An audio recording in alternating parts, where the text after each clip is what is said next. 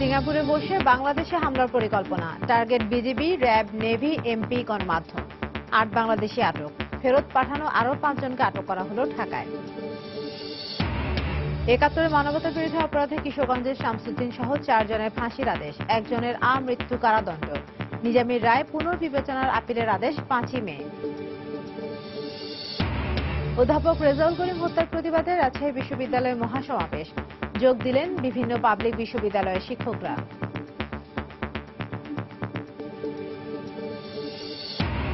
পদ্মা সেতুতে রেল সংযোগ সহ ৯টি উন্নয়ন প্রকল্প একনেকে অনুমোদন, ব্যয় ধরা হল ৪৪,০০০ কোটি টাকা।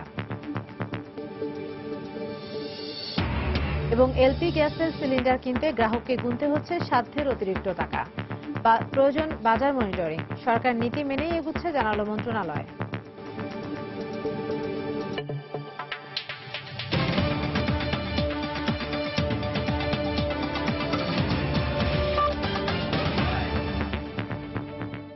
প্রবাসী সময় সঙ্গে আছি আমি ইশরাত জাহান। সিঙ্গাপুরে বসে বাংলাদেশে জঙ্গি হামলা চালানোর পরিকল্পনার অভিযোগে ৮ বাংলাদেশি নাগরিককে আটক করার কথা জানিয়েছে দেশটির স্বরাষ্ট্র মন্ত্রণালয়। এদিকে ঢাকা মেট্রোপলিটন পুলিশ ডিএমপি বলছে এই ব্যাপারে কোনো তথ্য নেই তাদের কাছে। তবে জঙ্গিবাদের সঙ্গে যুক্ত থাকার অভিযোগে সিঙ্গাপুর থেকে ফেরত পাঠানো ৫ বাংলাদেশি নাগরিককে আটক করেছে তারা। মঙ্গলবার বিকেলে ডিএমপির অতিরিক্ত কমিশনার মনিরুল ইসলাম কথা জানান। তিনি আরও জানান, বুধবার তাদের আদালতে পাঠিয়ে রিমান্ড আবেদন করা হবে। খান মোহাম্মদ রুমেলের রিপোর্ট। সিঙ্গাপুরে বসে বাংলাদেশে জঙ্গি হামলা চালানোর পরিকল্পনার অভিযোগে অভ্যন্তরীণ নিরাপত্তা আইনে ৮ বাংলাদেশি নাগরিককে আটক করার কথা জানিয়েছে দেশটির স্বরাষ্ট্র মন্ত্রণালয়। গেল মাসের কোনো এক সময় তাদের আটক করা হলেও সম্প্রতি জিজ্ঞাসাবাদে বাংলাদেশে জঙ্গি হামলা চালানোর পরিকল্পনার কথা তারা স্বীকার করেছে বলে দাবি সিঙ্গাপুর স্বরাষ্ট্র মন্ত্রণালয়ের। সিঙ্গাপুরে শ্রমিক হিসেবে কাজ করা ওই ব্যক্তিরা জঙ্গি হামলার জন্য তহবিল সংগ্রহ করেছিল বলেও দাবি করা হয় দেশটির পক্ষ থেকে। সিঙ্গাপুরের একটি গণমাধ্যমে প্রকাশিত খবরে দেখা যায়, বাংলাদেশের সীমান্ত রক্ষী বাহিনী BGB, elite force RAB, CID, সংসদ সদস্য ও মন্ত্রী, সরকারি কর্মকর্তা, গণমাধ্যম কর্মী, ধর্মীয় ভিন্ন মতাবলম্বী সহ ১৩ ধরনের পেশাজীবী ও স্থাপনা তাদের টার্গেট ছিল। জঙ্গি হামলা চালানোর জন্য সংগ্রহ করা অর্থ সিঙ্গাপুর পুলিশ জব্দ করেছে বলেও খবর এসেছে দেশটির গণমাধ্যমে। তবে ডিএমপি বলছে, সিঙ্গাপুরে ৮ জনকে আটক করা কিংবা তাদের হামলার পরিকল্পনার ব্যাপারে কোনো তথ্য নেই তাদের কাছে। এখন পর্যন্ত ওইরকম সুনির্দিষ্ট তথ্য পাইনি যে তারা বাংলাদেশে কিংবা সিঙ্গাপুরে কোনো জঙ্গি কর্মকাণ্ড, নাশকতামূলক কর্মকাণ্ড ঘটানোর প্রস্তুতি নিচ্ছিল, এটি আমরা পাইনি। তবে পুলিশ বলছে ২ থেকে ৩ দিন আগে দেশে সিঙ্গাপুর থেকে ফেরত আসা ৫ জনকে রাজধানীর বিভিন্ন স্থান থেকে আটক করেছেন তারা। আটককৃতরা জেএমবি কিংবা আনসারুল্লাহ বাংলা টিমের সদস্য হতে পারে বলে দাবি পুলিশের। এই ৫ জনকে আমরা অবজারভেশনে রেখে আজকে আসলে গ্রেপ্তার করেছি। তো গ্রেপ্তারের পর তাদের জিজ্ঞাসাবাদ আমরা অব্যাহত রেখেছি। এছাড়া জঙ্গিবাদের সঙ্গে সম্পৃক্ততার অভিযোগে গেল বছর ৩৪ বাংলাদেশি নাগরিককে ফেরত পাঠিয়েছিল সিঙ্গাপুর। তাদের সঙ্গে এখন আটক হওয়া ব্যক্তিদের কোনো যোগ সাজশ আছে কিনা প্রশ্ন ছিল পুলিশ কর্মকর্তার কাছে। সন্ত্রাস দমন আইনে মামলা করা হয়েছিল ১৪ জনের বিরুদ্ধে। তারা জেলখানায় রয়েছে, সেই মামলা তদন্তাধীন। প্রাথমিক তদন্তে অপরাধের কোনো প্রমাণ পাওয়া যায়নি, তাদেরকে আমরা সার্ভিলেন্সে রেখে আমরা ছেড়ে দিয়েছিলাম। ২০০৭ সাল থেকে ১১ সাল পর্যন্ত বিভিন্ন সময়ে আটককৃতরা সিঙ্গাপুরে গেছেন বলে জানান এই পুলিশ কর্মকর্তা। ৪-৫ বছর ধরে। খান মোহাম্মদ রুমেল, সময় সংবাদ, ঢাকা। অপেক্ষাকৃত সহজ নিশানায় একের পর এক হামলা ও হত্যার মাধ্যমে নিজেদের সামর্থ্য জানান দেওয়ার পাশাপাশি বড় ধরনের নাশকতার ক্ষেত্র প্রস্তুত করতে চাইছে জঙ্গিরা। সাম্প্রতিক সময়ে দেশজুড়ে হত্যা ও নাশকতা সম্পর্কে এমন মত দিয়ে নিরাপত্তা বিশ্লেষকরা বলছেন, দ্রুত এসব বন্ধ করতে না পারলে সামনে অপেক্ষা করছে কঠিন সময়। আর সমাজবিজ্ঞানীদের মতে, এভাবে চলতে থাকলে দেখা দিতে পারে সামাজিক শৃঙ্খলা ভেঙে পড়ার আশঙ্কা। খান মোহাম্মদ রুমেলের আরও একটি রিপোর্ট। ধর্মীয় ও গোষ্ঠীগত সংখ্যালঘু এবং ভিন্ন মতাবলম্বীদের নিশানা করে একের পর এক আক্রমণ ও হত্যার মাধ্যমে দেশে ভীতিকর পরিবেশ তৈরি করতে তৎপর উগ্রবাদী সংগঠনগুলো, যার সবশেষ শিকার সমকামী অধিকার বিষয়ক পত্রিকার সম্পাদক জুলহাজ মান্নান ও নাট্যকর্মী মাহবুব রাব্বি তনয় এবং টাঙ্গাইলের দর্জি নিখিল চন্দ্র। আইনশৃঙ্খলা রক্ষা বাহিনীর হিসেব মতে গেল 14 মাসে দেশে কমপক্ষে 34টি নাশকতার ঘটনা ঘটেছে, যাতে নিহত হয়েছেন 35 জন, আহতের সংখ্যা 129। জঙ্গিবাদ পর্যবেক্ষণকারী সংস্থা সাইট ইন্টেলিজেন্স গ্রুপের মাধ্যমে এসব ঘটনার অন্তত 15টির দায় স্বীকার করেছে মধ্যপ্রাচ্য ভিত্তিক জঙ্গি সংগঠন আইএস। 8টির দায় স্বীকার করেছে আল কায়েদার ভারতীয় উপমহাদেশ AQIS এর কথিত বাংলাদেশ শাখা আনসার আল ইসলাম। বরাবরই আইনশৃঙ্খলা রক্ষা বাহিনী দাবি করেছে আইএস এর নামে জেএমবি এবং আনসার আল ইসলামের নামে আনসারুল্লাহ বাংলা টিম এসব হত্যাকাণ্ড ঘটাচ্ছে। তবে বিশ্লেষকদের মতে সুদূর প্রসারী পরিকল্পনা নিয়ে এসব ঘটানো হচ্ছে। ঘটনাগুলো যারা ঘটাচ্ছে তাদের সুনির্দিষ্ট যেমন ইমিডিয়েট লক্ষ্য আছে, সুদূর প্রসারী লক্ষ্য আছে। যে কোনো একটা রাষ্ট্রে তার কিন্তু প্রথম কাজ হচ্ছে জনগণের, রাষ্ট্রে যারা বাস করে প্রজা, তার জানমালের নিরাপত্তা বিধান করা।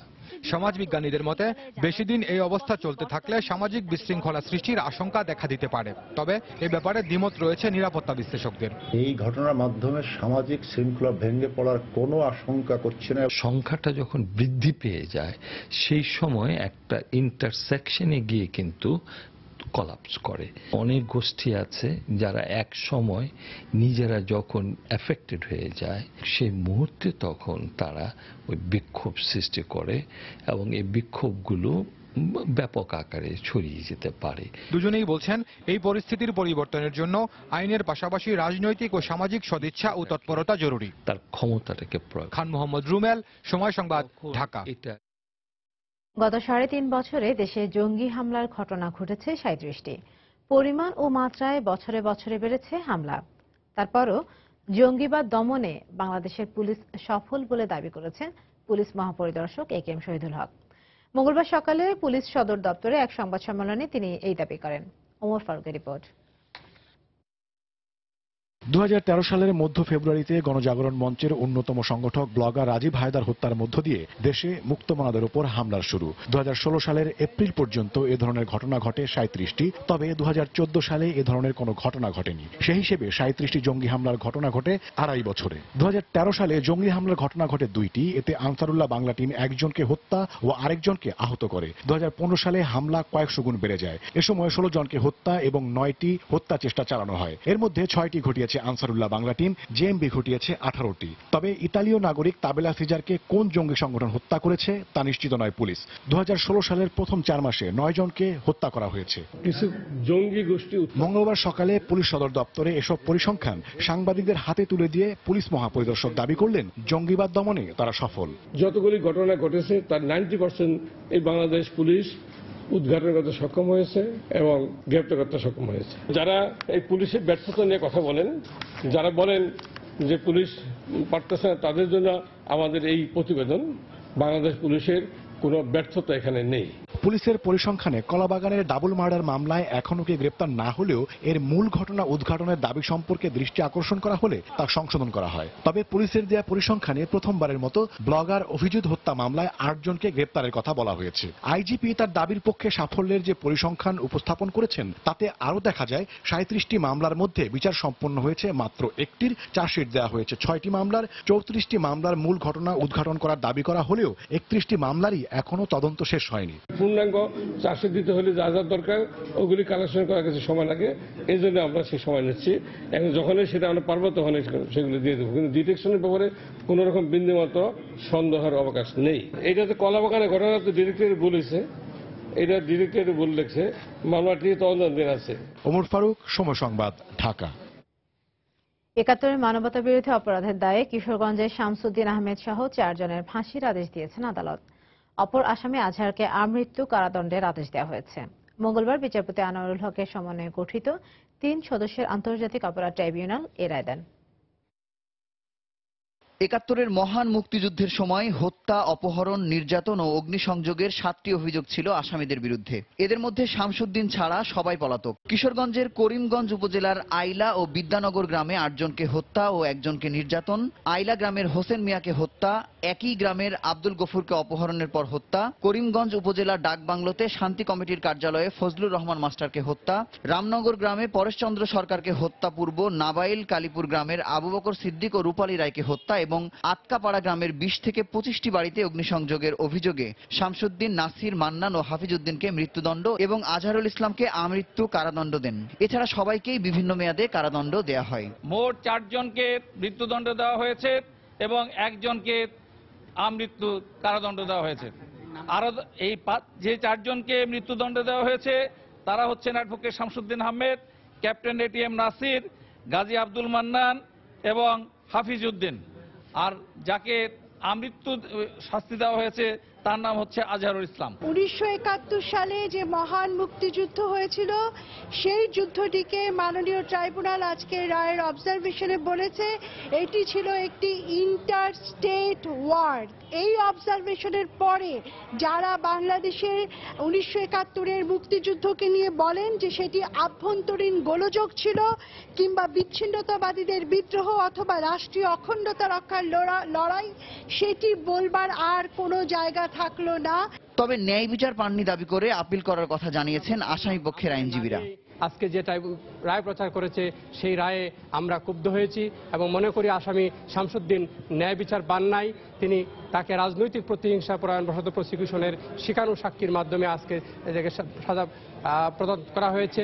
এই মামলাটি নিয়ে মানবতা বিরোধী অপরাধের 23টি মামলার নিষ্পত্তি করল ট্রাইব্যুনাল, যাতে সাজা পেয়েছে 31 জন অপরাধী। মুজাহিদ শুভ, সময় সংবাদ, ঢাকা।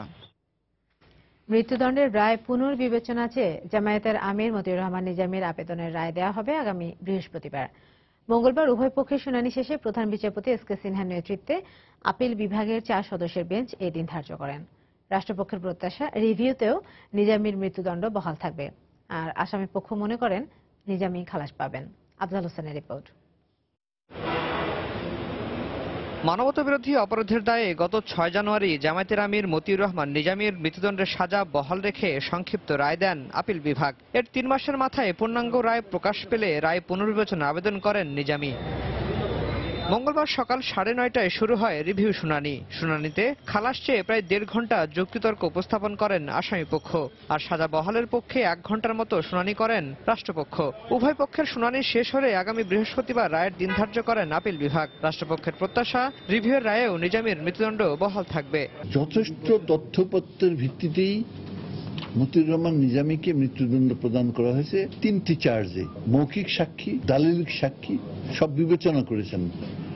বিবেচনা করেই তারা ট্রাইব্যুনালের রায়টাকে বহাল রেখেছেন। সুতরাং এই রায়কে পুনর্বিবেচনা করার কোনো প্রয়োজন নাই এবং কোনো অবকাশও নাই। শুনানিতে প্রধান বিচারপতি বলেন, বিচারের নামে তামাশা নয়, যুদ্ধাপরাধীর বিচার করা হচ্ছে আন্তর্জাতিক মান বজায় রেখে। প্রধান বিচারপতি বলেছেন যে না, আমরা সমস্ত সাক্ষী, তথ্য উপাত্ত এগুলো দেখেই এই বিচার করছি এবং এই বিচারকে কোনো মত নেই মকারি বলা যাবে না। 195 এদিকে আসামিপক্ষ মনে করেন রিভিউয়ে খালাস পাবেন নিজামী। 3টা অভিযোগ থেকে শেষে মুক্তি পাওয়ার যোগ্য এবং প্রসিকিউশনের কেস যদি বিশ্বাস করা হয় পরোক্ষভাবে যদি যুক্ত থাকে তার জন্য তাকে মৃত্যুদণ্ড হতে পারে। এর আগে 2014 সালের 29 অক্টোবর মুক্তিযুদ্ধের সময় পাবনার বাউশগাড়ি সহ কয়েকটি গ্রামে গণহত্যা চালিয়ে প্রায় 400 জনকে হত্যা, 30 থেকে 35 জনকে ধর্ষণ এবং বুদ্ধিজীবী হত্যার পরিকল্পনা ও উস্কানির 3টি অপরাধে নিজামীর মৃত্যুদণ্ড এবং 2টি অপরাধে যাবজ্জীবন কারাদণ্ডের রায় দেন ট্রাইব্যুনাল। আফজাল হোসেন, সময় সংবাদ, ঢাকা। প্রবাসী সময় আরো থাকছে। আগামী 1 সপ্তাহের মধ্যে ঢাকা দক্ষিণ সিটিতে ময়লার ঝুড়ি বসানোর কাজ শেষ হবে। নির্দিষ্ট স্থানে ময়লা না ফেললে আর্থিক জরিমানার হুঁশিয়ারি মেয়রের। 3 দিনের রাষ্ট্রীয় সফরে বাংলাদেশে এসেছেন কুয়েতের প্রধানমন্ত্রী। মঙ্গলবার বিকেল 5:15টার দিকে একটি বিশেষ বিমানে হযরত শাহজালাল আন্তর্জাতিক বিমানবন্দরে এসে পৌঁছান তিনি। বিমানবন্দরে প্রধানমন্ত্রী শেখ হাসিনা তাকে ফুল দিয়ে শুভেচ্ছা জানান। এ সময় বাংলাদেশ সরকারের মন্ত্রী ও উচ্চপদস্থ কর্মকর্তাদের সঙ্গে শুভেচ্ছা বিনিময় করেন কুয়েতের প্রধানমন্ত্রী শেখ জাবের আল মুবারক আল হামাদ আল সাবা। পরে 3 বাহিনীর একটি চৌকস দল তাকে গার্ড অব অনার প্রদান করেন। প্রধানমন্ত্রী শেখ হাসিনার আমন্ত্রণে এই সফরে 2 দেশের মধ্যে বিনিয়োগ, সামরিক সহযোগিতা এবং ভিসা অব্যাহতি বিষয়ে 3টি চুক্তি হওয়ার কথা রয়েছে। কুয়েতের প্রধানমন্ত্রীর সফর সঙ্গী হিসেবে রয়েছেন দেশটির প্রথম উপপ্রধানমন্ত্রী ও পররাষ্ট্রমন্ত্রী, অর্থ ও তেলমন্ত্রী এবং শিক্ষামন্ত্রী সহ বিভিন্ন মন্ত্রণালয়ের উচ্চপদস্থ কর্মকর্তারা।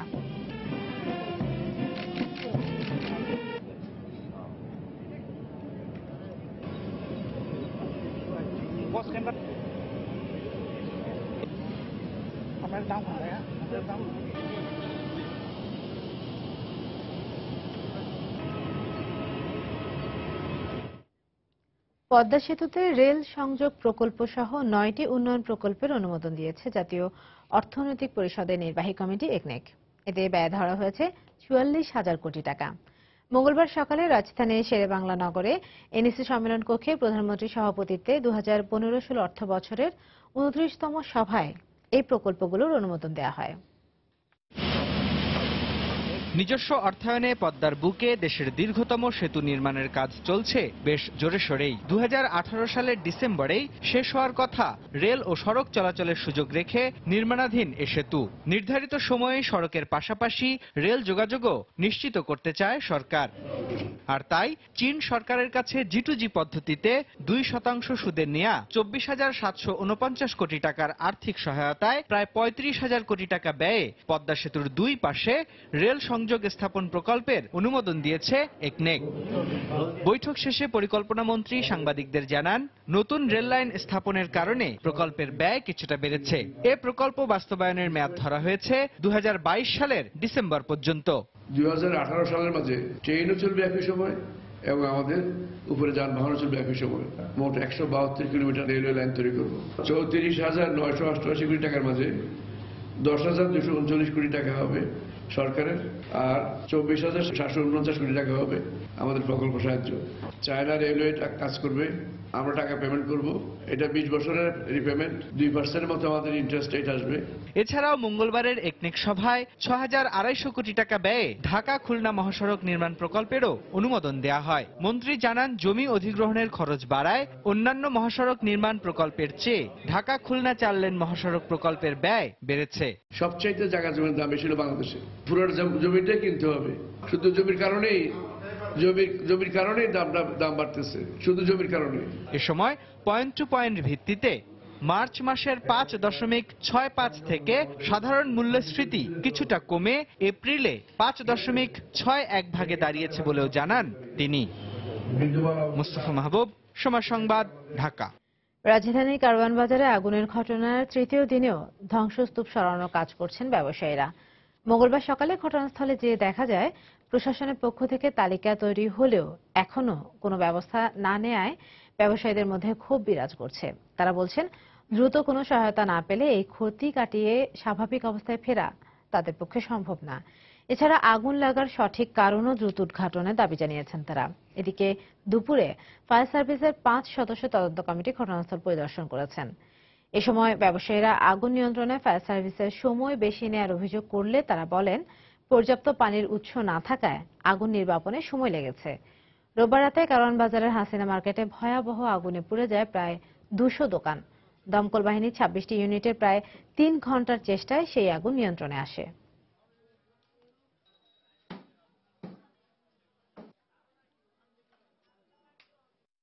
ক্ষতিতে প্রায় আমার 80-90 লক্ষ টাকার মতন গেছে। মেশিন গেছে 2টা, বিদ্যুতের যত সরঞ্জাম ছিল মেশিনারিজ ওটি গেছে, মেইলের 2টা মেইলের। এখন যদি সরকার আমাদের প্রতি লক্ষ্য রাখে, একটু দৃষ্টি রাখে, ভালো আমরা যে করিয়া গুলিয়ে খাইতে পারি, এই ব্যবস্থা করতে পারলে আমরা ফ্যামিলিগতভাবে নিয়ে সংসার নিয়ে সুখ শান্তি চলতে পারি। 5 সদস্য বিশিষ্ট একটা তদন্ত কমিটি, এই তদন্ত কমিটির আমরা সদস্য। তো আসলে আমাদের মূলত দুটো কাজ, একটা হলো যে অগ্নিকাণ্ডের কারণ খুঁজে বের করা এবং এখানে ক্ষয়ক্ষতি টোটাল কত হয়েছে এবং কতগুলো দোকান পুড়েছে। তো আমাদের সময় 7 দিন। আসলে জানি না আমরা যে 7 দিনে পারবো কিনা। তো আমরা চেষ্টা করবো যে আপ্রাণ চেষ্টা করবো যে আগামী 7 দিনের মধ্যে এই জিনিসগুলো আমরা তুলে ধরে আমরা একটা রিপোর্ট দেওয়ার জন্য। জাতীয় সম্পদ গ্যাস পাইপলাইনের মাধ্যমে তা পাচ্ছেন 25 লাখ গ্রাহক, যা দেশের জনসংখ্যার মাত্র 7%। আর বাকিদের জন্য 2011-12 অর্থ বছরের বাজেটে দেওয়া হয়েছিল বোতলজাত লিকুইড পেট্রোলিয়াম বা এলপি গ্যাস ব্যবহারের সুযোগ। 4 বছর পরে এখন এলপিজির চাহিদা 4 লাখ টন, তবে সরবরাহ রয়েছে মাত্র 1,80,000 টন। এই কারণে এলপি গ্যাসের জন্য গ্রাহককে গুনতে হচ্ছে সাধ্যের অতিরিক্ত দাম। সাতিলা শারমিনের রিপোর্ট, ক্যামেরায় ছিলেন ওমর ফারুক। সাংসারিক খরচের নিত্য তালিকার একটি বড় অংশই ব্যয় হয় জ্বালানি চাহিদা মেটাতে। আবার দিনকে দিন সেই ঘরে বাড়ছে সদস্য। ফলে আহারের প্রশ্নে শুধু বাড়ির গাছই নয়, শুকনো কাঠও গৃহস্থ কিনছেন বাজার থেকে। বিকল্প জ্বালানি হিসেবে সিলিন্ডারজাত গ্যাস ব্যবহার অপেক্ষাকৃত নির্ঝঞ্ঝাট হলেও এখানে বাদ সাধে এর ক্রয় মূল্য। গ্যাসের খরচা বেশি পড়ে, এই জন্য আমরা এইসব লাকড়ি পুড়ি। 900 টাকায় কিনাই না 950 বিক্রি করি। 6 সদস্যের একটি মধ্যবিত্ত সংসারে যেখানে প্রতি মাসে জ্বালানি কাঠের ব্যয় দাঁড়ায় 800 টাকা, এলপি গ্যাসে সেই অঙ্ক ছাড়িয়ে যায় 2000-এর ঘর। অন্যদিকে পাইপলাইনের গ্যাসে মাত্র 650 টাকায় চাহিদা পূরণ করেন দেশের সবচেয়ে অগ্রসর জনগোষ্ঠী।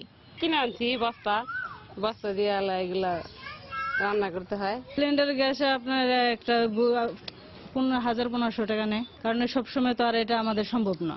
এই গ্যাসগুলি আমাদের ফ্যামিলি থেকে 15 দিন যায়।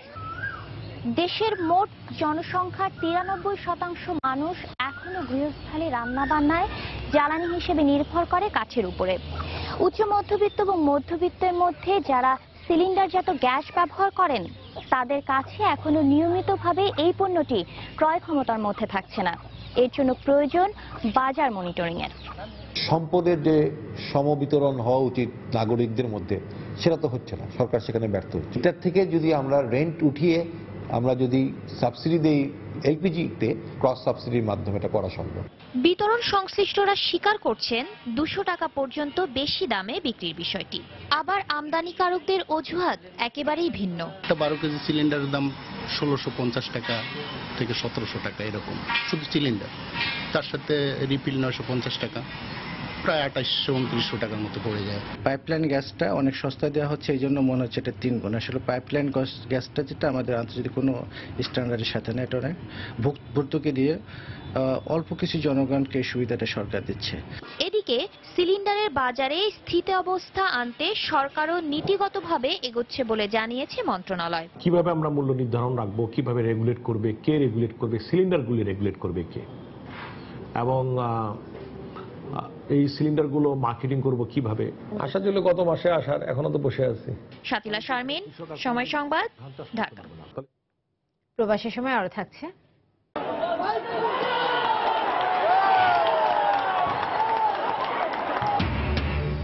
আবাহনীর ঝড়ে উড়ে গেল Sheikh Jamal Dhanmondi club. Sunday Chizoba হ্যাট্রিকে 6-0 গোলের জয়ে স্বাধীনতা কাপের ফাইনালে আবাহনী। রাজশাহী বিশ্ববিদ্যালয়ের ইংরেজি বিভাগের অধ্যাপক ডক্টর রেজাউল করিম সিদ্দিকীকে হত্যার প্রতিবাদে বিভিন্ন পাবলিক বিশ্ববিদ্যালয়ের শিক্ষকদের অংশগ্রহণে মহাসমাবেশ করেছে রাজশাহী বিশ্ববিদ্যালয় শিক্ষক সমিতি। এ সময় হত্যাকাণ্ডে জড়িতদের দ্রুত গ্রেপ্তার ও বিচারের দাবি জানান তারা। Saifur Rahman Rocky report. মঙ্গলবার বেলা 11:30টার দিকে বিশ্ববিদ্যালয়ের সিনেট ভবন চত্বরে রাজশাহী বিশ্ববিদ্যালয় শিক্ষক সমিতির আয়োজনে মহাসমাবেশ হয়। এতে সংহতি জানাতে আসেন বিভিন্ন পাবলিক বিশ্ববিদ্যালয়ের শিক্ষকরা। এছাড়া বিশ্ববিদ্যালয়ের প্রতিটি বিভাগের শিক্ষক ও শিক্ষার্থীরা অংশ নেন। সমাবেশে বক্তারা অধ্যাপক রেজাউল করিম সহ সব হত্যাকাণ্ডের বিচার দাবি করেন। এ সময় হত্যাকারীদের দৃষ্টান্তমূলক শাস্তির দাবিতে শিক্ষকেরা আরো কঠোর কর্মসূচিরও হুঁশিয়ারি দেন। অপরাধীকে গ্রেপ্তার সহ ন্যায্য বিচারের দাবিতে যা যা কিছু করতে হয় তার সবই করব। এই শিক্ষাঙ্গনে আমরা আর কোনো সহকর্মীরা আমরা লাশ দেখতে চাই না। রাজশাহী বিশ্ববিদ্যালয়ের যতগুলো কর্মসূচি আছে সবগুলোর সাথে আমরা একত্র ঘোষণা করছি। আমরা হয়তো সবসময় উপস্থিত থাকতে পারবো না, বাট এই ব্যাপারটার একটা চূড়ান্ত ফয়সালা আমরা চাই। এদিকে অধ্যাপক রেজাউল করিম হত্যাকাণ্ডের 11 দিন পার হলেও মামলা তদন্তে অগ্রগতি না হওয়ায় ক্ষোভ প্রকাশ করেছেন নিহত শিক্ষকের স্ত্রী ও মেয়ে। হত্যাকারীর বিচার কাজকে আরো ত্বরান্বিত করতে সবাইকে ঐক্যবদ্ধ হওয়ার আহ্বান জানিয়েছেন স্থানীয় সংসদ সদস্য। প্রধানমন্ত্রীকেও আমরা অনুরোধ করব যাতে এই প্রতিকূলতা থেকে আমরা বেরিয়ে আসতে পারি এবং দেশে আইনের শাসন প্রতিষ্ঠিত হয়। অগ্রগতি সম্ভবত তেমন একটা হয়েছে কিনা আমি শিওর না, আর আমরা জানিও না। আশাটা যেন মরীচিকায় পরিণত না হয়, আশাটা যেন বাস্তবে রূপ লাভ করে, আলোর মুখ দেখে, আমি সেটাই চাইব। এর আগে সকালে ইংরেজি বিভাগের শিক্ষক শিক্ষার্থীরা শহীদুল্লাহ কলাভবনের সামনে থেকে একটি মৌন মিছিল বের করে ক্যাম্পাসের গুরুত্বপূর্ণ সড়ক প্রদক্ষিণ করে। সাইফুর রহমান রকি, সময় সংবাদ, রাজশাহী। সমুদ্র উপকূলীয় ফেনীর সোনাগাজী ও চট্টগ্রামের মিরসরাইয়ে চরাঞ্চলে গড়ে উঠেছে সম্ভাবনার বাংলাদেশ।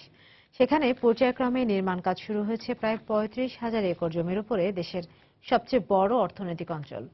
সংশ্লিষ্টরা বলছেন, এই অর্থনৈতিক অঞ্চল পূর্ণাঙ্গ রূপ নিলে কর্মক্ষেত্র সৃষ্টি হবে 10 লাখেরও বেশি মানুষের।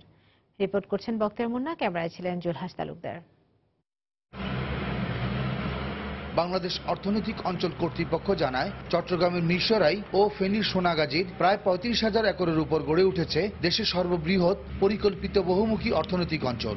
পর্যায়ক্রমে প্রাথমিকভাবে শুরু হয়েছে মিরসরাই অংশে ২১০০ ও সোনাগাজীর অংশে ৮,০০০ একর ভূমির ওপর শিল্পাঞ্চল স্থাপনের কাজ। প্রথম দফা ১৪৮ কোটি টাকা ব্যয় ভূমি উন্নয়ন, সীমানা প্রাচীর, সংযোগ সড়ক, পানি ও বিদ্যুৎ লাইন স্থাপন সহ বেড়িবাঁধের কাজ শেষ হলেই চলতি বছরের ডিসেম্বরে আহ্বান করা হবে শিল্প প্লট বরাদ্দের আবেদন। 10 বছরের মধ্যে এই শিল্প অঞ্চল সম্পন্ন হলে কর্মসংস্থানের সুযোগ হবে 10 লাখেরও বেশি লোকের। মিরসরাই যায় হাট বাজার করতে হয়, অনেক দূরান্ত এলাকা। যদি আমাদের এখানে রাস্তাঘাট হয়, ইকোনমিক জোন হয়, তাহলে আমরা অনেক উপকৃত হব। এই অঞ্চলের যুবকেরা বেকারত্বটা গুছাই যাবে, আমরা আর্থিকভাবে সফলতা অর্জন করব। আমাদের এই এলাকার নারীরা কোনো কাজ করতেও পারে না। যদি এই শিল্প জোনটা হওয়ার পরে আমাদের এই এলাকার নারীরা কিছুটা কাজ করার সুযোগ পাবে। যারা চাকরি করবে এরা তো থাকতে হবে, খাইতে হবে। ইকোনমিক জোনের বাইরেও ব্যবসা প্রতিষ্ঠান গড়ে উঠবে স্ব উদ্যোগে। সম্প্রতি উন্নয়ন কাজের অগ্রগতি দেখতে এসে প্রধানমন্ত্রীর কার্যালয়ের মুখ্য সচিব জানালেন আশার আলোর কথা। বাংলাদেশে 100টি ইকোনমিক জোন, তার এটি একটি, এবং এটি হবে বৃহত্তম। এখানে একটা বিশাল শহর তৈরি হবে, শিল্প শহর। শিল্পের সঙ্গে সম্পৃক্ত যত কিছুর প্রয়োজন, এখানে যারা কাজ করবে তাদের জন্য আবাসস্থল, বিনোদনের জায়গা, রাস্তাঘাট, হাসপাতাল, স্কুল, কলেজ সবই তৈরি হবে। যদিও লক্ষ্যমাত্রা নির্ধারণ করা আছে 10 বছরে এটাকে আমরা পূর্ণ উৎপাদনে নিয়ে যাব, কিন্তু তার আগেই আমরা উৎপাদনে নিয়ে যেতে পারবো পূর্ণ মাত্রা, এই বিশ্বাস করি। গত 28 ফেব্রুয়ারি ভিডিও কনফারেন্সের মাধ্যমে প্রধানমন্ত্রী শেখ হাসিনা এই অর্থনৈতিক অঞ্চলের উন্নয়ন কাজের উদ্বোধন করেন। বখতিয়ার মুন্না, সময় সংবাদ, ফেনী। আগামী এক সপ্তাহের মধ্যে ঢাকা দক্ষিণ সিটিতে ময়লার ঝুড়ি বসানোর কাজ শেষ হবে জানিয়ে মেয়র সাইদ খোকন বলেছেন, এরপরও যারা নির্দিষ্ট স্থানে ময়লা ফেলবেন না তাদেরকে আর্থিক জরিমানা করা হবে। মঙ্গলবার সকালে পুরান ঢাকায় এক আলোচনা সভায় তিনি এই হুঁশিয়ারি উচ্চারণ করেন। পরিচ্ছন্ন ঢাকা শীর্ষক এই আলোচনায় ঢাকা বিশ্ববিদ্যালয়ের উপাচার্য ডক্টর আ মোশাররফ সিদ্দিক সহ অনেকেই উপস্থিত ছিলেন। নিজের শহরকে পরিচ্ছন্ন রাখতে যার যার দায়িত্ব যথাযথভাবে পালন করতে প্রত্যেক নাগরিকের প্রতি আহ্বান জানান তারা। দক্ষিণ ঢাকাকে পরিচ্ছন্ন নগর হিসেবে গড়ে তুলতে সিটি কর্পোরেশন আপ্রাণ চেষ্টা চালাচ্ছে বলেও জানান মেয়র সাইদ খোকন। পর্যায়ক্রমে নগরের অন্যান্য সমস্যাগুলো সমাধান করা হবে জানিয়ে নগরবাসীর সহযোগিতা চান মেয়র। ডাস্টবিন লাগানোর কাজ চলছে, অর্ধেক ইতিমধ্যে লেগে গেছে। আগামী 7 দিনের মধ্যে 10 দিনের মধ্যে 5,700 ডাস্টবিন এই পুরনো ঢাকা সহ ঢাকা দক্ষিণ এলাকাতে লেগে যাবে। আমরা ডাস্টবিনগুলো দিচ্ছি। এরপরেও যদি কেউ ডাস্টবিনে না ফেলে অভ্যাস দোষে যদি এদিক সেদিক ফেলে দেয়, তার ব্যবহারকে নিয়ন্ত্রণে আনার জন্য আমরা কিন্তু জরিমানার ব্যবস্থা করব। এবার প্রবাসের খবর। ফ্রান্স প্রবাসী বাংলাদেশিদের কল্যাণে সব সময় পাশে থাকবে ইউরোপিয়ান প্রবাসী বাংলাদেশি অ্যাসোসিয়েশন। ফ্রান্সের রাজধানী প্যারিসে আয়োজিত এক অনুষ্ঠানে একথা বলেন সংগঠনটির নেতৃবৃন্দ। এ সময় অ্যাসোসিয়েশনের উপদেষ্টা নির্বাচিত হওয়ায় এইচ.এস. হায়দারকে সংবর্ধনা জানানো হয়। ফেনী জেলা সমিতির সভাপতি কামাল উদ্দিনের সভাপতিত্বে ও আলাউদ্দিন আল মামুনের পরিচালনায় এতে উপস্থিত ছিলেন ফেনী জেলা সমিতির উপদেষ্টা এম.এ. তাহের, সালেহ আহমেদ, আজহারুল হক মিন্টু সহ আরো অনেকে। কক্সবাজারের চকরিয়ায় দুটি গাড়ির মুখোমুখি সংঘর্ষে 5 জন নিহত হয়েছেন, আহত হয়েছেন অন্তত 25 জন। মঙ্গলবার সকালে কক্সবাজার চট্টগ্রাম মহাসড়কের ফাঁসিয়াখালী এলাকায় এই দুর্ঘটনা ঘটে। পুলিশ জানায়, কক্সবাজারগামী ইউনিক পরিবহনের একটি বাসের সঙ্গে বিপরীত দিক থেকে আসা একটি চাঁদের গাড়ির সংঘর্ষ হয়। এতে ঘটনাস্থলে চাঁদের গাড়ির 4 যাত্রী নিহত হন। পরে আহত 26 জনকে উদ্ধার করে চকরিয়া উপজেলা স্বাস্থ্য কমপ্লেক্সে ভর্তি করা হয়। সেখানে চিকিৎসাধীন অবস্থায় আরও একজনের মৃত্যু হয়। এখনও নিহতদের পরিচয় জানাতে পারেনি পুলিশ।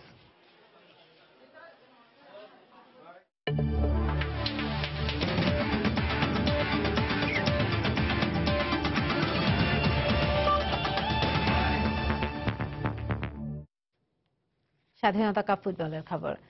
শেখ জামাল ধানমন্ডি ক্লাবকে 6-0 গোলে বিধ্বস্ত করে ফাইনালে উঠেছে ঢাকা আবাহনী। সানডে চিজোবা 4টি ও লি টাক করেছেন 2টি করে গোল। 2011 সালে সুপার কাপের ফাইনালের পর এই প্রথম ঘরোয়া কোনো আসরের ফাইনালে জায়গা করে নিল ঢাকার ঐতিহ্যবাহী ক্লাবটি। ফাইনালে চট্টগ্রাম আবাহনী অথবা শেখ রাসেলের বিপক্ষে মাঠে নামবে ড্রাগো মামিচের দল। মাঠের বাইরে লড়াই শেষ, এবার মাঠের লড়াইয়ে মুখোমুখি ধানমন্ডি দুই জায়ান্ট আবাহনী ও শেখ জামাল। গ্রুপ পর্বে কোনো ম্যাচ না হেরেই স্বাধীনতা কাপের সেমিফাইনাল নিশ্চিত করে শেখ জামাল। অন্যদিকে ঢাকা আবাহনীর পথটা তেমন মসৃণ ছিল না, তারপরও আগুনের লড়াইয়ের প্রতিশ্রুতি দিয়েই স্বাধীনতা কাপের প্রথম সেমিফাইনালে মুখোমুখি হয় দুদল। ম্যাচের শুরু থেকেই দর্শকদের পূর্ণ সমর্থন থাকতেও খেলায় তার ছিটে ফোটাও লক্ষ্য করা যায়নি। শুরু থেকেই দুদল ছিল লক্ষ্যভ্রষ্ট, অনেকটা অগোছালো খেলায় মেতে ওঠে দুদল। ফরওয়ার্ডদের ফিনিশিং আর গোলরক্ষকদের দৃঢ়তায় প্রথমার্ধে গোলের দেখা পায়নি কোনো দলই। বিরতির পর ফিরে অবশ্য ম্যাচের পুরো চিত্রই পাল্টে দেয় ঢাকা আবাহনী। ৪৭ মিনিটে শেখ জামালের কেষ্ট আবাহনী ফরওয়ার্ড কামারাকে ফাউল করায় পেনাল্টির বাঁশি বাজে আবাহনীর পক্ষে, আর সেই সুযোগ পুরোপুরি কাজে লাগিয়ে আবাহনীর হয়ে লিড আনেন লিটাক। এর 2 মিনিট পরেই আবারও লিটাক জাদু। কামারার ক্রস থেকে বল পেয়ে প্রতিপক্ষের জালে জড়ান এই ইংলিশ স্ট্রাইকার। পিছিয়ে পড়া শেখ জামাল গোল পরিশোধের চেষ্টা করেও তার খুব একটা বাস্তব রূপ দিতে পারেনি, কারণ দলের 3 বিদেশি ফরোয়ার্ডই এদিন ছিল আবাহনীর ডিফেন্ডারদের শক্ত বেড়াজালে। এরপর ম্যাচ থেকে শেখ জামালকে একেবারেই ছিটকে দেন আবাহনী নাইজেরিয়ান ফরওয়ার্ড সানডে টিজোবা। মানিক শিশুদের সব সম্ভাবনা উড়িয়ে দিয়ে ম্যাচের 60 থেকে 83 মিনিটে শেখ জামালের জালে 4 গোল করেন এই ফরওয়ার্ড, আর তাতেই 6-0 ব্যবধানে বড় জয়ের পাশাপাশি ফাইনালে টিকিট নিশ্চিত করে মাঠ ছাড়ে ড্রাগো মামিচের দল। অন্যদিকে ঘরোয়া আসরে প্রথম এত বড় ব্যবধানের হার নিয়ে মাঠ ছাড়ে শেখ জামাল। ফারজানা মুমু, সময় সংবাদ, ঢাকা। এএফসি অনূর্ধ্ব-14 বালিকা আঞ্চলিক চ্যাম্পিয়নশিপ জয় করায় দলের ফুটবলার ও কর্মকর্তাদের সংবর্ধনা দিয়েছে বাংলাদেশ ফুটবল ফেডারেশন। সাইফ পাওয়ারটেকের পৃষ্ঠপোষকতায় এই সংবর্ধনা দেয় বাফুফে। এদিকে দক্ষিণ ও মধ্য এশিয়ার বয়স ভিত্তিক এই প্রতিযোগিতায় চ্যাম্পিয়ন হওয়ায় দলের ফুটবলারদের অভিনন্দন জানিয়েছেন বাফুফে সভাপতি কাজী সালাউদ্দিন। সংবর্ধনায় প্রত্যেক ফুটবলারকে ফুলেল শুভেচ্ছার পাশাপাশি নগদ 15,000 টাকা করে দেয়া হয়। এছাড়াও ফুটবলারদের প্রশিক্ষণের জন্য ভবিষ্যতে সহযোগিতা অব্যাহত রাখা হবে বলে আশ্বাস দিয়েছে পৃষ্ঠপোষক প্রতিষ্ঠান। এশিয়ান ফুটবল কনফেডারেশনের এই আঞ্চলিক চ্যাম্পিয়নশিপের গ্রুপ পর্বে ভারতকে 3-1 এবং নেপালকে 9-0 গোলে হারিয়ে সেমিফাইনালে জায়গা করে নিয়েছিল বাংলাদেশ। সেখানে স্বাগতিক তাজিকিস্তানকে 9-1 ব্যবধানে হারিয়ে ফাইনালে উঠে গোলাম রব্বানীর ছোটনের শিষ্যরা। ফাইনালে ভারতকে 4-0 গোলে উড়িয়ে দিয়ে ইতিহাস রচনা করে বাংলার প্রতিনিধিরা।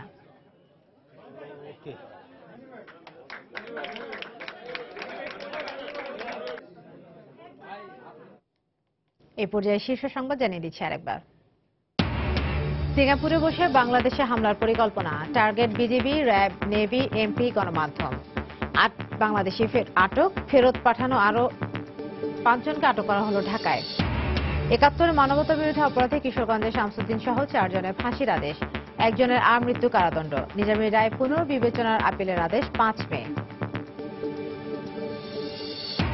অধ্যাপক রেজাউল করিম হত্যার প্রতিবাদে রাজশাহী বিশ্ববিদ্যালয়ে মহাসমাবেশ, যোগ দিলেন বিভিন্ন পাবলিক বিশ্ববিদ্যালয়ের শিক্ষকরা।